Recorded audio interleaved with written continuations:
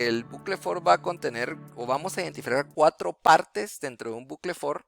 La primera parte es la inicialización. En esa sección de la instrucción for lo que vamos a hacer es inicializar los contadores que vayamos a utilizar dentro del bucle. La segunda parte del bucle for es una condición de iteración que, así como en el while teníamos nosotros entre paréntesis una condición que nos decía que nos evaluaba si debíamos de repetir nuevamente el bucle o si se debía de detener. Entonces esa es la segunda parte del bucle for. Entonces ya tenemos dos. La primera es donde inicializamos los contadores. La segunda es donde evaluamos las condiciones. La tercera parte es donde realizamos el incremento o el decremento. Básicamente es el cambio en el valor del contador, ¿sí? Y nos recordamos que los contadores pueden ser incrementales o decrementales. Entonces eso es lo que va a hacer, lo que se va a colocar en esta tercera parte. Y en la cuarta parte van a ser ya las sentencias, que es ya el conjunto de instrucciones que deseamos repetir, ¿sí? Entonces de entradita vemos que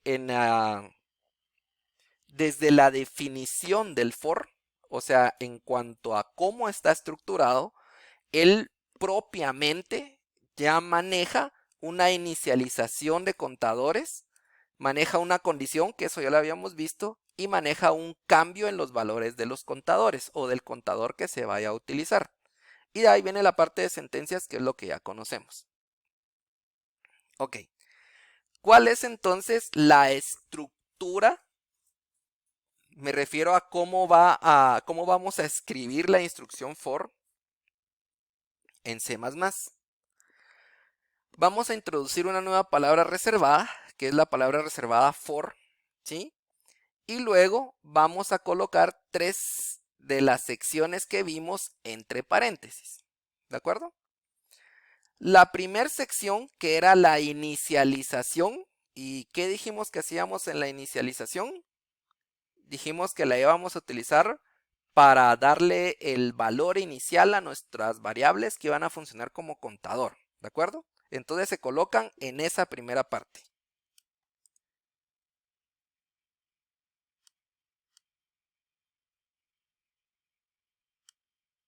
Ok. Después vamos a colocar un punto y coma. Entonces con eso estamos dándole fin a la primera parte, ¿sí? Y viene el segundo componente. ¿Cuál era el segundo componente de la segunda parte? Era una condición de iteración. De la misma forma como tenemos nosotros una condición dentro de paréntesis en el while, ahora nosotros vamos a poner esa condición que necesitemos en esta sección que está resaltada en color azul, ¿sí? Que es después del primer punto y coma, ¿de acuerdo? Entonces el punto y coma lo estamos utilizando para separar las secciones. La primera sección es la inicialización, donde podemos declarar y donde vamos a inicializar las variables que van a funcionar como contador. Pueden ser varias o una.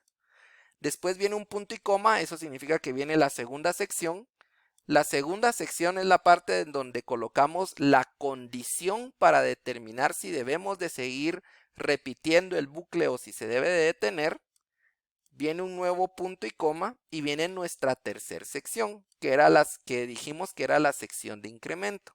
¿Y qué es la sección de incremento? En donde nosotros establecemos cómo va a ir cambiando el contador que nosotros utilizamos en esta primera sección. ¿Estamos? Ok. Entonces, esas 3 primeras secciones van dentro de paréntesis, ¿sí? Y el paréntesis viene después de la palabra reservada for. Cada una de las secciones que se encuentre dentro de los paréntesis va a estar separada por un punto y coma. Entonces, ¿qué tenemos? Inicialización, punto y coma, la condición de iteración, punto y coma, el incremento, punto y coma. Después, cuando finaliza después que encontramos el paréntesis de cierre, lo que hacemos es abrir y cerrar llaves. Y esa apertura y cierre de llaves lo que nos va a determinar es el bloque de código en donde vamos a escribir las sentencias que deseamos que se repitan dentro del bucle. ¿De acuerdo? Si quisiéramos ver su funcionamiento en un diagrama de flujo, sería así como lo estamos viendo acá. Viene el flujo normal, tiene aquí la inicialización de los valores, tiene acá la condición y tiene el incremento. Si la condición da como resultado verdadero, que es como hemos visto que funcionan todos los bucles, entonces se ejecuta el conjunto de sentencias. Cuando se termina de evaluar ese conjunto de sentencias, regresa nuevamente a la instrucción que está entre paréntesis. Ya no hace la inicialización, sino que ahora lo que va a hacer es el incremento, y después de hacer el incremento va a volver a evaluar la condición. ¿Estamos? Cuando esta condición dé como resultado falso, entonces lo que va a ocurrir es que ya no se va a ejecutar el conjunto de instrucciones que le pertenece al bucle, que es el mismo comportamiento que hemos estado viendo de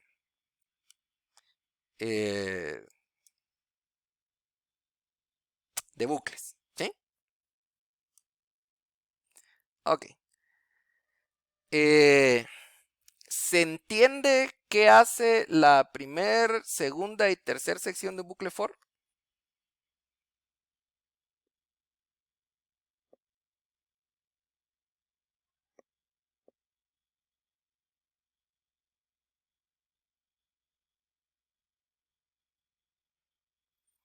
Muy bien, entonces ahora vamos a verlo funcionando, o sea, cómo es que lo vamos a implementar. Entonces para eso vamos a hacer un ejemplo de una vez, el cual nos muestre los primeros 5 números naturales, que es el 1, el 2, el 3, el 4 y el 5, y que muestre su cuadrado, que es el número elevado al cuadrado, y el cubo de ese número, ¿sí? Que es el número elevado al cubo. Ok, veamos entonces cómo vamos a utilizar el bucle va. Entonces,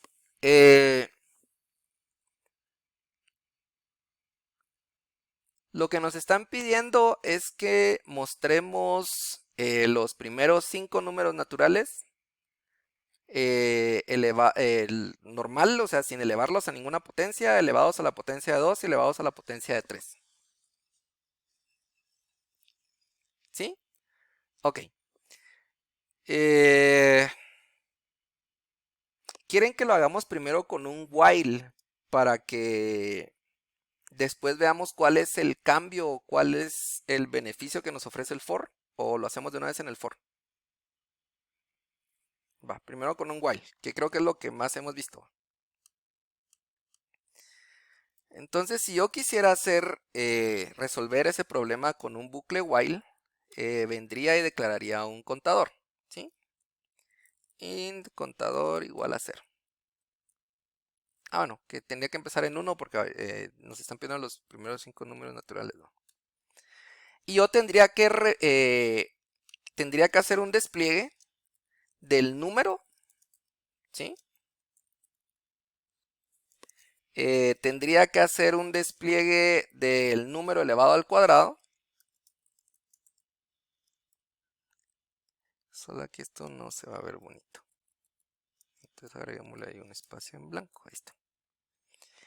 Y un despliegue del número elevado al cubo, que sería contador por contador por contador. Y de ahí en line. Listo. Y después tendría que hacer el incremento de mi contador. ¿De acuerdo? Ahora, ¿cuál sería la condición? Sería que yo debo de repetir estas dos instrucciones mientras que ocurra ¿qué? Mientras que contador sea menor o igual que 5. ¿De acuerdo? Entonces si ejecutamos eso,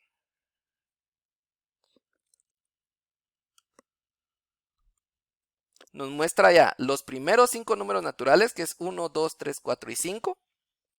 Nos muestra el cuadrado de cada uno, que es 1, 4, 9, 16, 25. Y el cubo de cada uno, que es 1, 8, 27, 64 y 125. ¿Sí? ¿Hay alguna duda respecto a cómo construimos este while y cómo está funcionando el programa?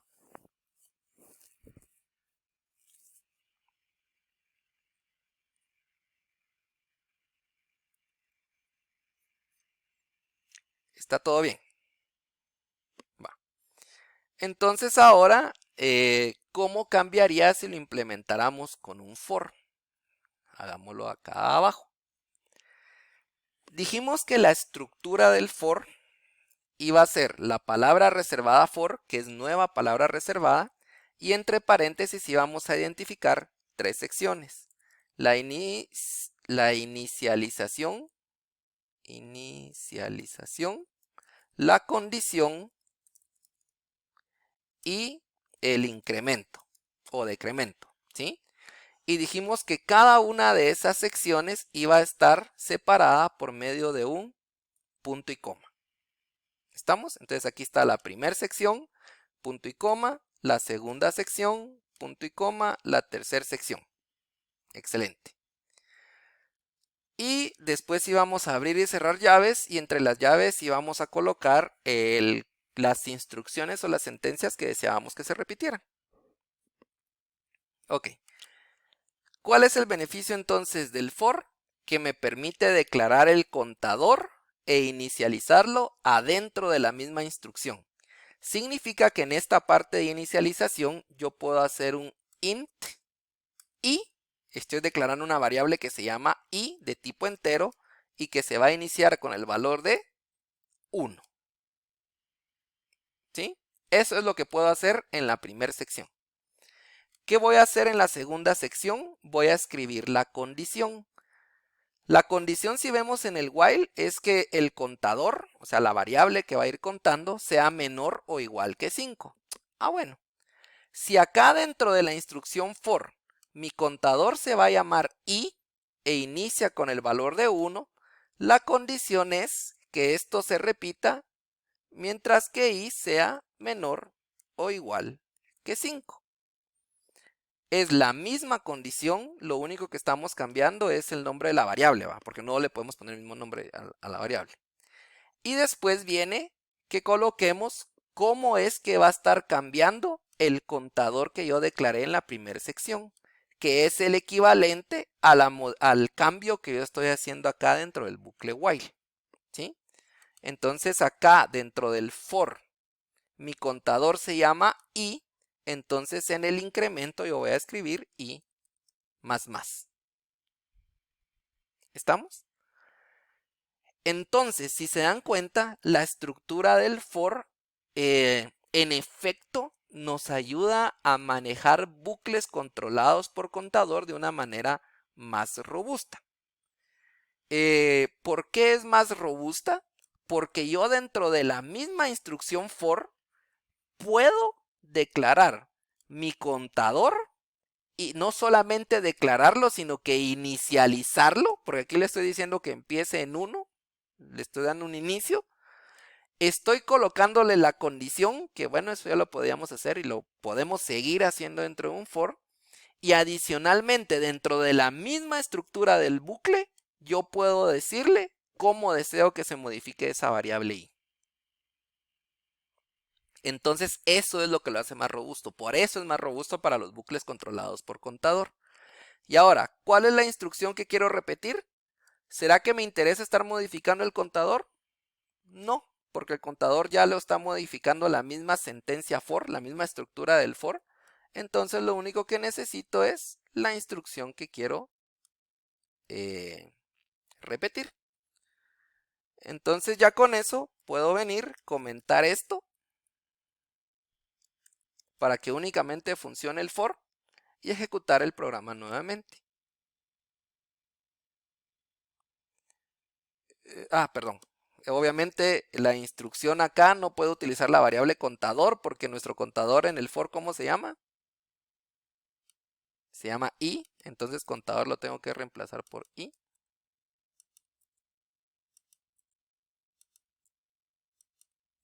Ahí estamos ya. Ahora sí ejecutamos. Y listo, mucha. Tenemos el mismo resultado que tuvimos con el while. Sin embargo, ahora lo que hicimos fue utilizar una sentencia for en donde ya trae como que los componentes que necesito para trabajar un bucle controlado por contador. Ahora, Luis Pablo pregunta si no lleva punto y coma. No, el for en sí no lleva puntos y comas. Lo único que va a llevar puntos y comas son las instrucciones que estén adentro cuando lo necesiten. ¿Sí? No sé si te respondo la pregunta, Luis. Ah, al I++. No, porque son 3 secciones, ¿va? Esta es la primera sección, esta es la segunda sección y esta es la tercera sección. Entonces, con que nosotros tengamos 2 separadores, o sea, 2 puntos y comas, ya somos capaces de identificar las 3 secciones. Entonces, el punto y coma acá no está funcionando como un final de instrucción, sino que el punto y coma acá, en esto que está dentro de paréntesis, está funcionando como un separador. Y Juan Carlos puso una barrita. Ah, ok, lo del i, que sí debo de cambiar el nombre de la variable contador por i. Es correcto, así estamos. Ahora, ¿dudas respecto al bucle for? ¿Se entiende cómo lo podemos utilizar?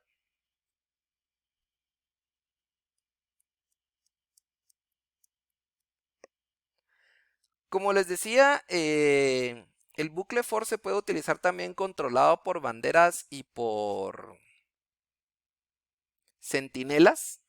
Lo que se hace en esos casos es omitir la primera parte, únicamente se deja en blanco, y la segunda parte únicamente se deja en blanco también. Y aquí se coloca una condición que sea evaluar el valor de alguna variable para manejarlo por bandera o centinela. Pero como les decía, esta estructura que les estoy mostrando acá no es común al momento de utilizar un for.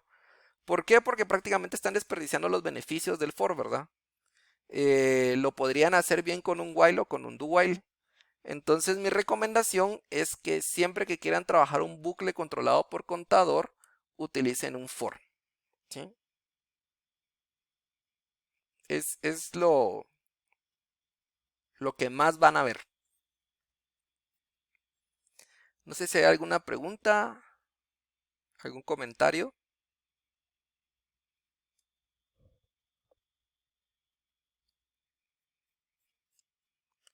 Estamos todos bien. Perfecto.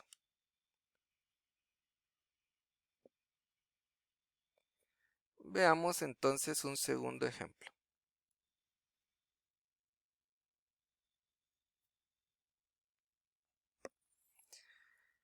Ok, dice que elaboremos un programa en C++ que escriba números reales y su respectiva raíz cuadrada.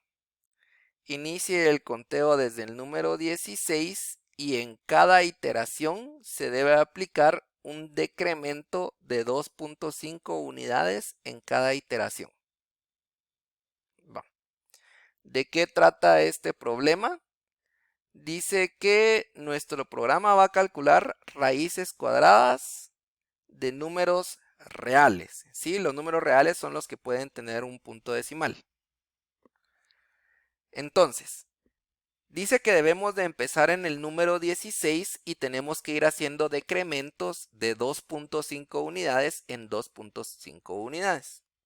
Significa que si el primer número es 16, se le calcula la raíz cuadrada al 16, después se le restan 2.5 unidades, que sería 13.5, entonces se le calcula la raíz cuadrada a 13.5, después se le restan 2.5 unidades, sería 11, se le calcula la raíz cuadrada a 11 y así hasta que lleguemos a 0.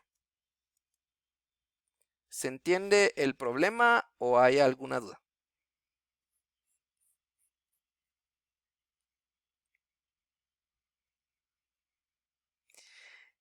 Respondiendo a la pregunta de Juan Carlos que decía si se pueden crear fors dentro de fors, sí, sí se puede.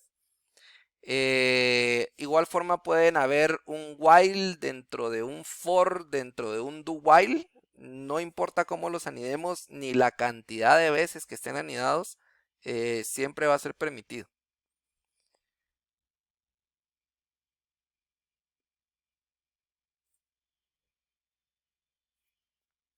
Ok, entonces si no hay dudas con el problema.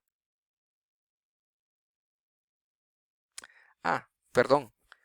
Antes de entrar a ese problema, quiero que revisemos cómo es que funciona la instrucción for. Disculpen, esto se me pasó por alto. Cuando viene la ejecución del bucle for,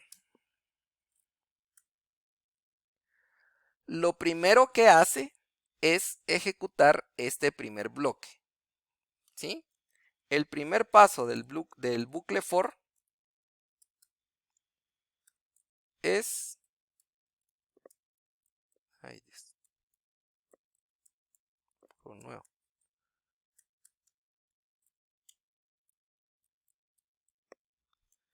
El primer paso es ejecutar como decía en la presentación, para que usemos la misma terminología, la inicialización. Y en nuestro caso, la inicialización, ¿qué es?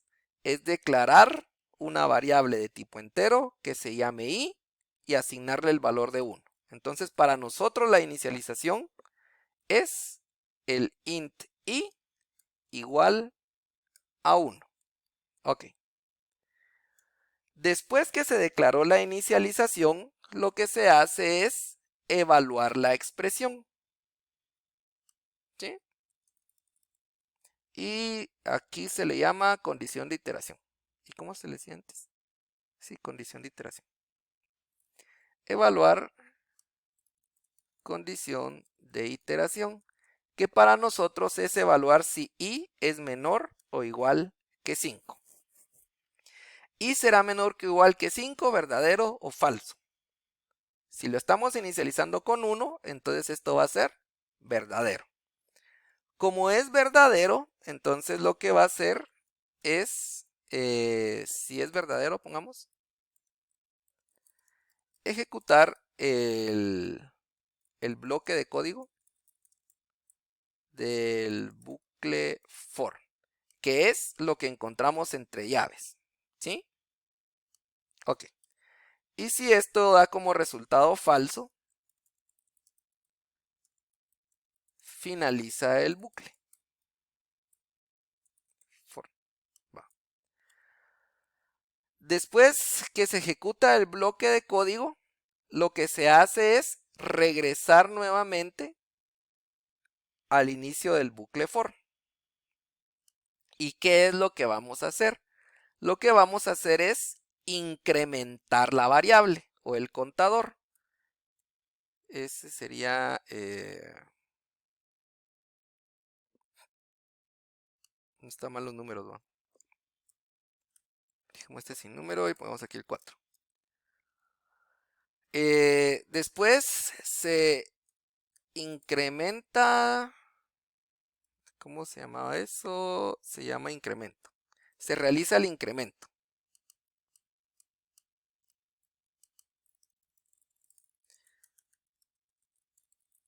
Y para nosotros, ¿cuál es el incremento? Es esta sección de aquí. ¿Y cómo estamos modificando nosotros la variable ahí? Estamos agregando o creando un contador. Estamos diciendo que la variable se va a incrementar en una unidad. Uy, perdón.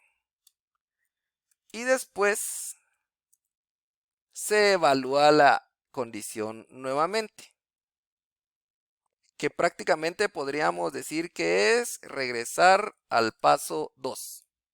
¿Sí? Porque cuando regresamos al paso 2, lo que hacemos es evaluar la condición de la iteración. Si se incrementó esto, que tenía el valor de 1, ahora va a tener el valor de 2. De ahí se va a evaluar la condición y se va a ver si 2 es menor o igual que 5. ¿Eso será verdadero o es falso? Es verdadero. Si es verdadero, el paso 3 dice que se debe ejecutar el bloque de código del bucle for. Entonces vuelvo a realizar esto de aquí Y cuando termine de ejecutar el bloque, dice que tengo que realizar el incremento nuevamente de la variable. ¿Cómo se va a incrementar? De 1 en 1. Entonces ahora cambia a 3. En el paso 5 regresa al 2. Se evalúa si 3 es menor o igual que 5. Eso es verdadero. Se ejecuta el bloque de código. Regresa nuevamente al inicio. Se realiza el incremento. Ahora vale 4. De ahí va al paso 2. ¿Será que 4 es menor o igual que 5? Verdadero. Realiza todo esto otra vez. Regresa al paso 2. Realiza el incremento de la variable. Ahora es 5. Regresa al paso 2. 5 será menor o igual que 5. Verdadero. Ejecuta el bloque de código. Regresa nuevamente a realizar el incremento. Ahora es 6. De ahí ejecuta la condición. ¿Será que 6 es menor o igual que 5? Falso.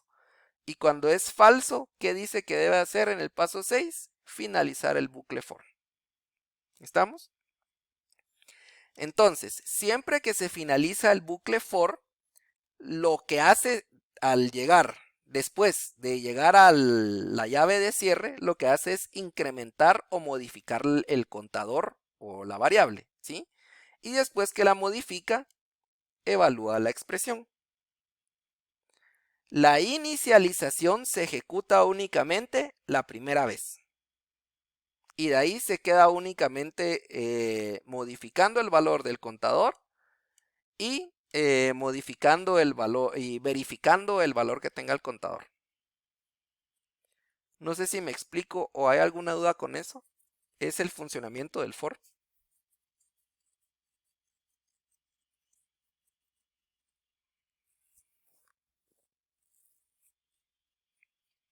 Por ahí creo que había una duda. Ok, Eduardo de Jesús dice que ¿qué ocurre si fuera de 5 en 5? Ese es el ejemplo que vamos a hacer ahorita a continuación. No sé si hay alguna otra duda.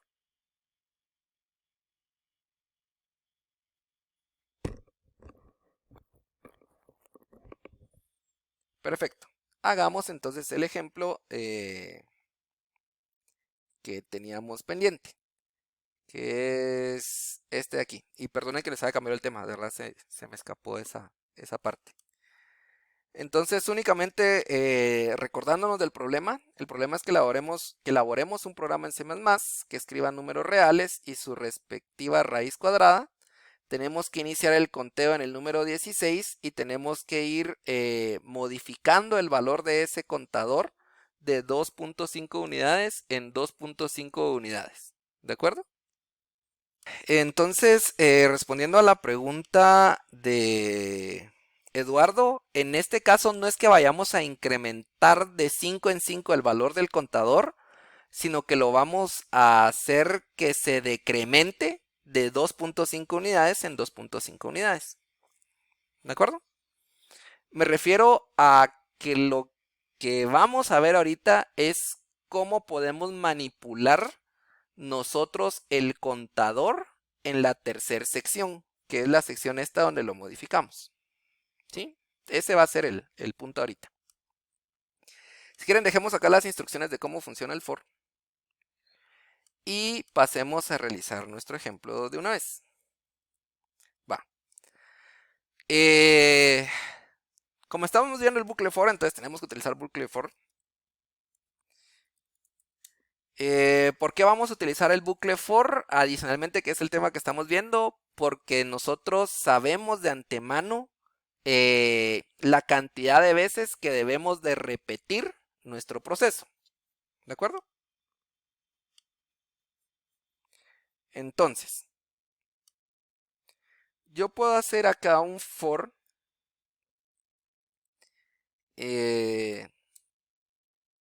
pongámosle contador si quieren, vamos a int contador y dice que lo tenemos que inicializar en 16. ¿Sí? Porque en ese valor es que tengo que empezar. Mi condición es que yo debo de repetir el proceso de extraerle la raíz cuadrada a un número mientras que contador sea mayor o igual que 0. ¿Sí? ¿Se recuerdan que esa es nuestra condición?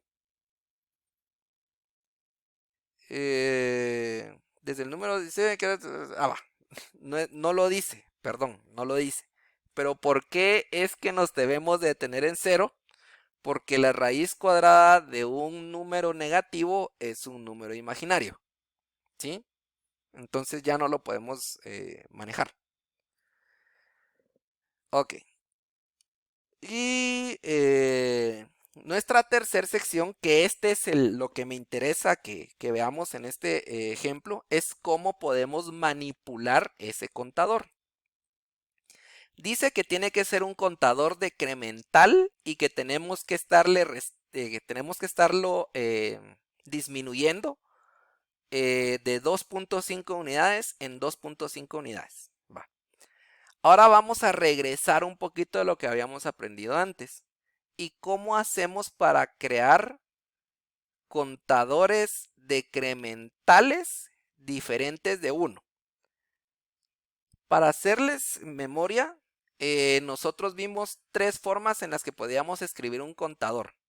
Las 2 primeras eran bastante flexibles y la tercera únicamente nos permitía el incremento y el decremento en una unidad, pero era re sencillo escribirlo. Era un más o un menos. No sé si se recuerdan de las otras 2 formas. Puntos extras a quien me lo escriba en el chat. Ahí está. Se fue Luis Pablo entonces. Buenísimo, mucha. Esa es la forma entonces como podemos construir un contador de esa manera. Entonces, eso es lo que vamos a hacer. Vamos a tomar esa misma instrucción que escribió Luis Pablo. Le vamos a dar copy-paste. ¿Sí? Bueno, no me dejó hacer el copy, entonces solo la vamos a copiar. Va a ser contador igual a contador menos 2.5. Con esto yo ya estoy haciendo variar mi variable, ¿de acuerdo? Estoy diciendo que contador va a ser igual a contador menos 2.5. Yo le estoy asignando un valor diferente. Una abreviación de esto es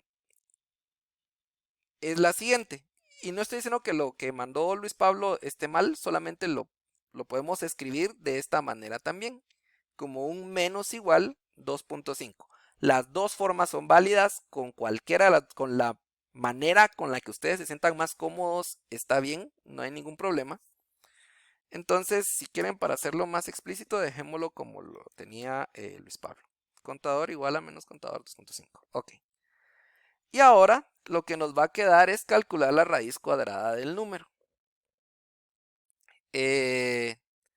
Para calcular la raíz cuadrada vamos a necesitar otra librería que va a ser la librería mat.h.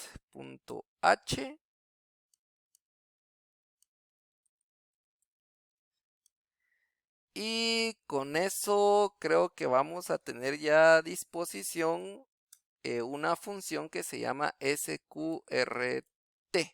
Miremos a ver si funciona. El sqrt lo que significa es square root. Eso en español es raíz cuadrada. Solo para que no se les olvide la instrucción, va. A veces eso es lo que yo hago para que no se me olviden las instrucciones. Saber de dónde es que vienen. Entonces el SQR es square y el RT es root.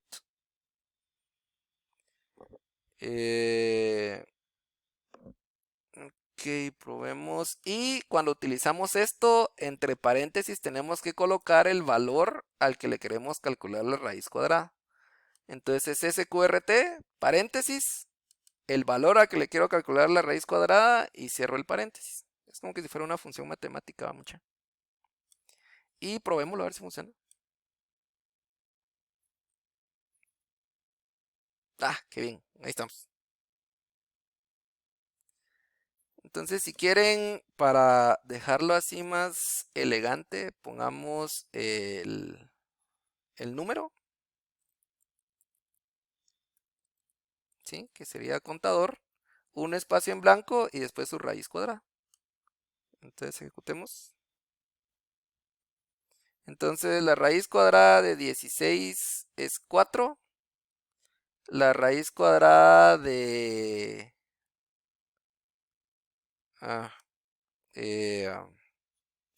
no puede ser int, va mucha. Tiene que ser float, disculpen ustedes. Y con eso ya nos lo debería permitir hacer. Ahí estamos, ahí sí. Disculpen, eso me había hecho falta. Entonces ahora sí, la raíz cuadrada de 16 es 4. De ahí se le resta 2.5 y es 13.5. Entonces la raíz cuadrada de 13.5 es 3.67. Se le restan 2.5 y es 11. La raíz cuadrada de 11 es 3.31.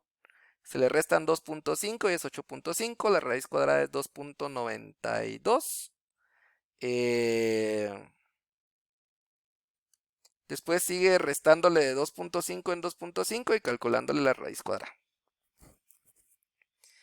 Luis Pablo dice, ¿se podría hacer contador por un medio? No, fíjate que la multiplicación no te... Cuando multiplicas un número por un medio no es que lo estés elevando a la potencia de un medio. ¿Sí? A eso me refiero.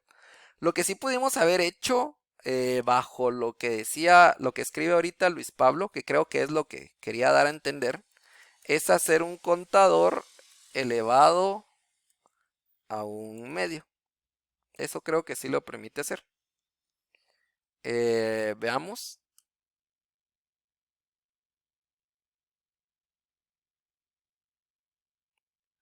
No, no lo dejó. Entonces sí quedémonos con el SQRT. No sé si hay alguna otra pregunta.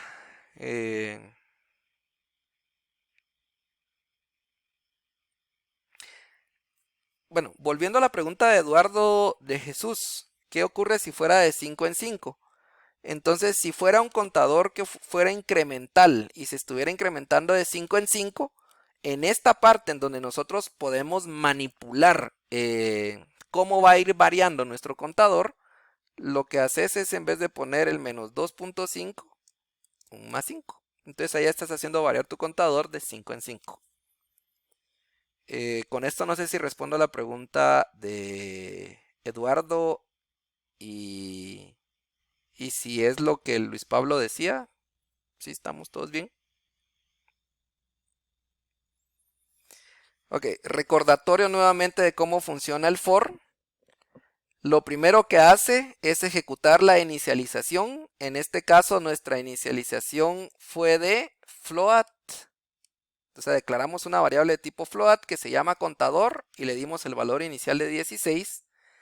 Después evaluamos la condición de la iteración. La condición para este ejemplo era que contador fuera mayor o igual que 0. Entonces 16 será mayor o igual que 0, ¿verdadero o falso?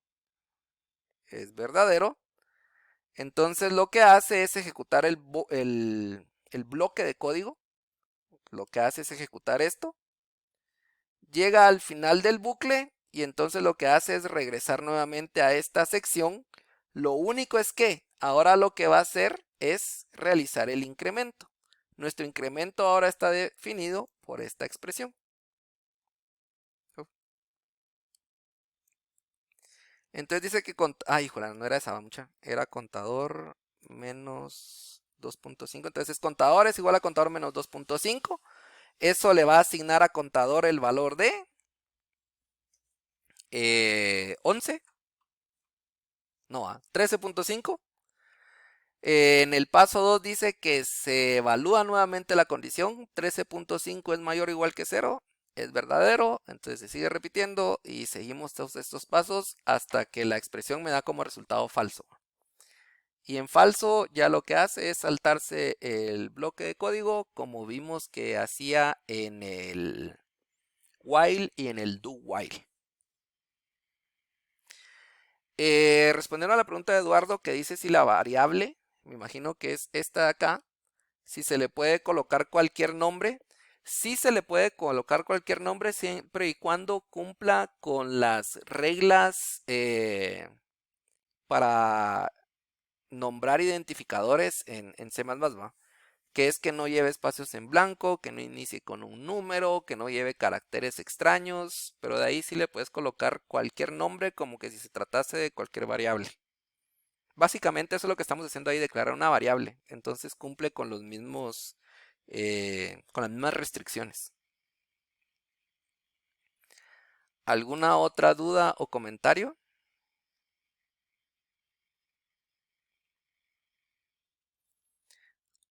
Ok, de 1 a 10, ¿qué tanto se entendió ahorita el for?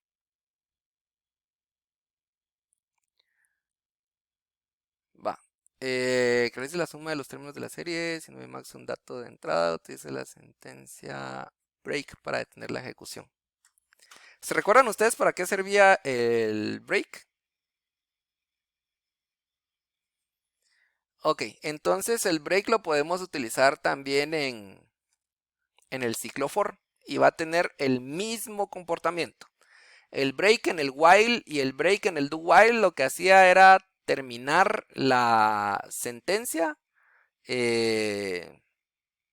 ¿Cómo era que decía la descripción de esto? La detenía de una forma no... Ay, no se me fue la palabra, pero la cosa es que la detenía. Entonces en el for va a hacer lo mismo. Veamos este ejemplo. Dice que elaboremos un programa en C++ que realice la suma de los términos de la siguiente serie. La serie dice que es, esta como E, se lee sigma, ¿sí? Y perdón, esa como E es el símbolo de sigma y lo vamos a interpretar como una sumatoria, ¿sí? Una suma de términos. Entonces dice que esa sumatoria va a empezar en C igual a 1, ¿sí? O sea, todas las Cs que encontremos en la sumatoria, el primer valor que van a tomar es 1 y se van a ir incrementando de una unidad en una unidad hasta que se alcance el límite máximo, que es este Vmax que vemos aquí arriba de la E. Entonces la sumatoria se va a hacer desde C igual a 1, que es lo que está en la parte inferior, hasta el valor Vmax que está aquí arriba. Ok. ¿Y cuáles son los términos que vamos a sumar dentro de esa sumatoria? Es lo que está expresado en esta expresión, valga la redundancia. Va a ser 1 dividido C por C. En donde C va a tener ¿qué valores? Va a iniciar en 1, de ahí va a seguir en 2, 3, 4, 5, 6, 7, 8, 9, hasta que se alcance el valor de Vmax. ¿De acuerdo? Y dice que ese valor Vmax, que es el límite superior de la sumatoria, va a ser un dato que va a proporcionar el usuario. ¿De acuerdo? Y dice que tenemos que utilizar la sentencia break para detener la ejecución. Este ejemplo se centra en el uso de la sentencia break. ¿De acuerdo? Eso es lo que quiero que pongan atención en este ejemplo. Para hacer más explícito el problema o a lo que se refiere la sumatoria, a lo que se refiere es que, por ejemplo, el usuario da como entrada el valor de, lo voy a hacer pequeño, el valor de 3. Entonces Vmax va a ser igual a 3. ¿Cómo se calcula la sumatoria entonces? Dice en el problema que el valor va a empezar con C adquiriendo el valor de 1 hasta que C adquiera el valor Vmax. O sea, quiere decir que C va a tener valores de 1, que es el que inicia, el valor de 2 y el valor de 3, que es el valor de Vmax. Y el sigma dijimos que significaba una sumatoria, entonces lo que vamos a calcular es la sumatoria de 1 dividido C por C, dice, va. ¿Cuál es el primer valor que va a adquirir C? 1. Entonces va a ser 1 dividido 1 por 1. Ok. Ese es mi primer término. El sigma significa que es una sumatoria, entonces aquí va el símbolo de más. ¿Cuál va a ser mi segundo término? 1 dividido C por C. Ahora, ¿cuánto vale C? Porque yo ya utilicé, ya encontré el primer término utilizando el 1. Ahora va a ser 2 por 2, ¿sí? Porque es mi segundo término. Después el siguiente valor que va a adquirir C dentro de la sumatoria es 3. Entonces va a ser 1 dividido 3 por 3. ¿De acuerdo?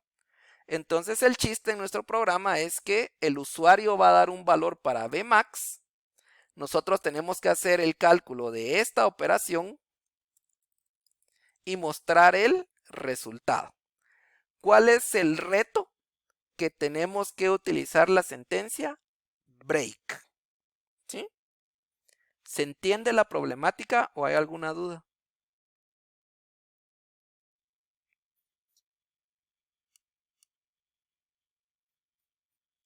Si se entiende, excelente, mucha. Solo déjenme hacer algo. Ok, bueno, veámoslo entonces, ¿cómo lo podemos resolver? Tenemos nuestro for, muy bien. Ahí únicamente vamos a sustituir y tenemos el bloque de código que deseamos repetir. Va. El valor se le va a solicitar al usuario, entonces va a ser int Vmax, pongámosle para hacerlo coincidir con el problema. Cout ingrese un valor entero positivo para Vmax. 2 puntos, punto y coma, sein, y se lo vamos a asignar a Vmax. Ok. Ahora, necesitamos inicializar nuestro contador. Entonces, nuestro contador, para hacerlo así breve del nombre, le vamos a poner i. Entonces, vamos a decir que i es igual, no, es c. Démosle sentido junto con el problema. Nuestro contador es c, ¿va, mucha? Entonces, int c igual a 1, porque en ese número dice que empieza en la sumatoria, ¿de acuerdo? C igual a 1. Ok. Como lo queremos detener con un break, ¿sí? Lo que voy a hacer es, en la condición, voy a escribir true. Para que siempre dé verdadero. ¿De acuerdo? Sería algo así como crear un for infinito. Esa es la forma como creamos for infinitos. Nuevamente, esto que estoy haciendo de crear un for infinito no es lo común. Va a ser muy raro que lo encuentren, pero de igual forma se los presento. Y ya saben que existe y que se puede. ¿Y cómo se va a ir modificando ese C? Va a ser un contador incremental de una unidad en una unidad. Entonces puede ser el C++. Ok. Ahora, como lo que quiero calcular es una sumatoria, voy a necesitar una variable que me esté acumulando los resultados. ¿Qué podemos utilizar para acumular resultados? Un acumulador. ¿Sí? Lo único es que este acumulador va a tener que ser float porque hay una división, ¿va mucho? Entonces vamos a decir float suma igual a 0.0f. Ah, bueno, habíamos dicho que no era necesaria la f. Ok. Entonces, ahora lo que voy a crear es un acumulador. Entonces va a ser suma igual a suma más qué. Más la operación que debo de realizar. ¿Cuál es la operación que debo de realizar en la serie? Es 1 dividido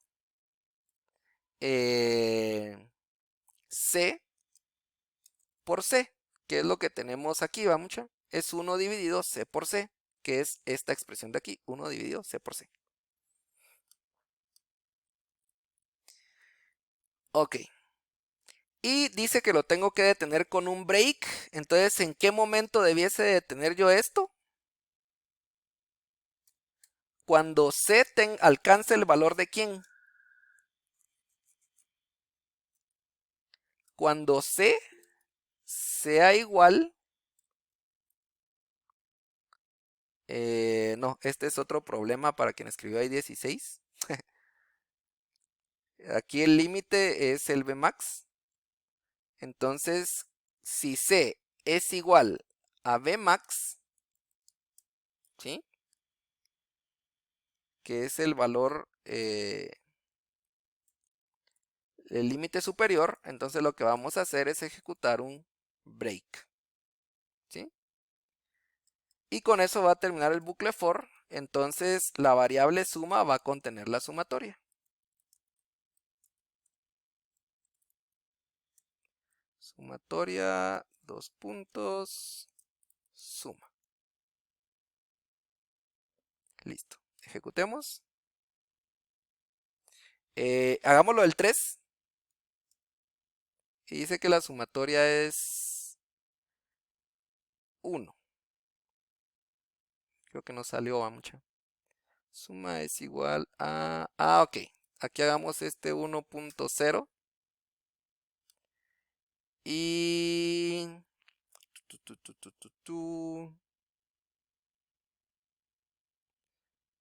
Miremos si ahí funciona. Si no funciona, vamos a hacer otro cambio.